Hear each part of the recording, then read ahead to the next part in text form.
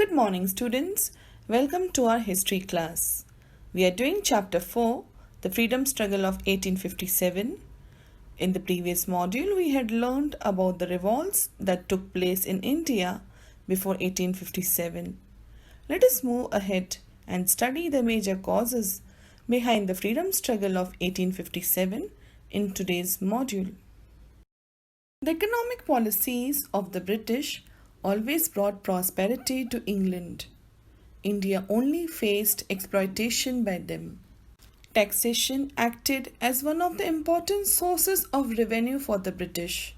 The Indian farmers, handicraft and textile industries, artisans, and the common people bore the burden of heavy taxation and led a miserable life. This unhappiness among them acted as one of the important economic reasons for the revolt of 1857. The British implemented many important laws such as Sati Prohibition Act, Widow Remarriage Act, and tried to put an end to the unjust practices against the women. But this was looked upon as the Britishers' interference by the Indian society. Indians did not like the interference of the Britishers in Indian social and cultural practices and thus were unhappy with the British. The other reason behind the revolt of 1857 was the unrest among the rulers of princely states against the British. After 1757, Lord Dalhousie brought many princely states under his control and dishonored the treaty signed between the British and the rulers. The princely states such as Satara, Jhansi, Nagpur were annexed on the basis that there were no legal heir or successors to the kingdom. This was known as the doctrine of lapse. Even the ruler of Ayodhya was dethroned under the pretext of misuse of powers by Lord Dalhousie. The policies of Lord Dalhousie created unrest among the Indians against the British. The Indian soldiers were also angry since there was discrimination between the Indian and the British soldiers. They were never treated well and were not given good salaries, allowances, and higher posts than the Subedar. This created dissatisfaction among the Indian soldiers against the British. Indian soldiers used Enfield rifles those days. The soldiers had to bite open the end of the cartridge while loading it. The news spread that the grease used in the cartridges were coated with the fat of cows and pigs, which hurt the religious sentiments of the Hindu and the Muslim soldiers.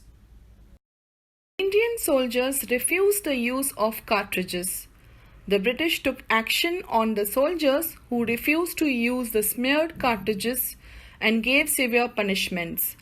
Mangal Pandey, an Indian soldier in the Barakpur cantonment, shot an English officer when he was forced by the officer to use these greased cartridges against his will. Mangal Pandey was arrested and hanged to death.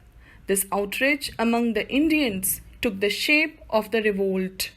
The entire regiment of Indian soldiers at Meerut took part in this struggle and started marching towards Delhi and handed the leadership of the freedom struggle to the Mughal Emperor Bahadur Shah and declared him as the Emperor of India.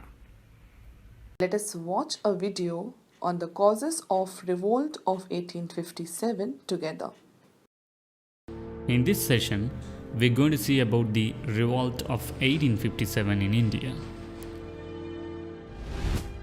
The Indian Rebellion of 1857 was a major but ultimately unsuccessful uprising in India between 1857 to 58 against the rule of British East India Company, which functioned as a sovereign power on behalf of the British Crown. The event is known by many names including the Sepoy Mutiny, the Indian Mutiny, the Great Rebellion, the Revolt of 1857, the Indian Insurrection, and India's First War of Independence. Causes of the revolt. Political causes. Lord Dalhousie was the Governor General of India till 1848-1856.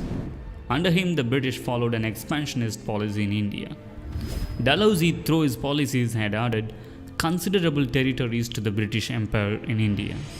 The policy of annexation reached its climax when he implemented the policy of doctrine of lapse and annexed the Indian states on charges of misgovernance and absence of an heir. In the course of 8 years, Dalhousie annexed Satara, Sambalpur, Jhansi, Nagpur, Jaipur. This policy enraged the Indian rulers against the British government.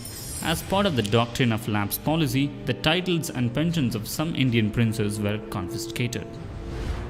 The pension of Bajirao II's son Nana Sahib was discontinued after his father's death, and Rani of Jhansi had been deprived of her right to rule in violation of the recognized Hindu law. Dalhousie further proposed to abolish the title of the Mughal emperor after the death of Bahadur Shah II. Economic causes. The economic policy of the British adversely affected every section of the Indian society.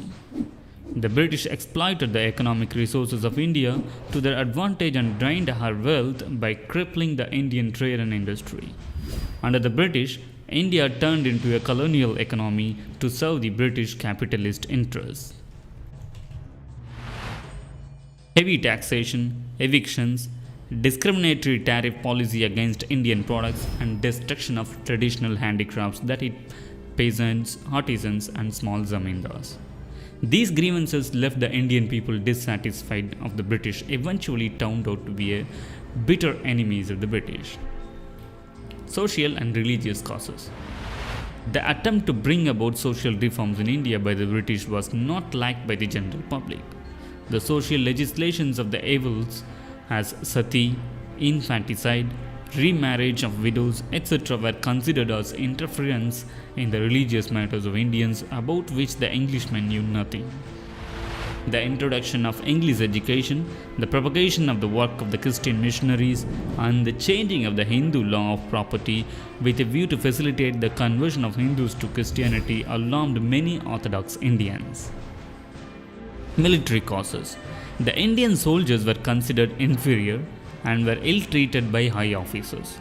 The high ranks in the army were exclusively reserved for the Englishmen, and the Indians were deliberately excluded from responsible positions. The immediate cause of the revolt was the introduction of the new Enfield rifle and the greased cartridge. In loading the rifle, the sepoy, before inserting the cartridge, had to bite off its top. It was believed that the grease was made out of fats of cows and pigs. This was objectionable to the Hindus and Muslims alike. This rumor sparked a fire of discontent against the British in the form of revolt. The first sign of unrest appeared in 1857 at Barakpur in Bengal. A sepoy, Mangal Pandey, on 29th March 1857 killed senior officers on parade and started the revolt. That's all for today, children. Now read the textbook page number 16 and 17 for a better understanding of the lesson, and also complete the notes given in the PDF file neatly in your notebook. Thank you.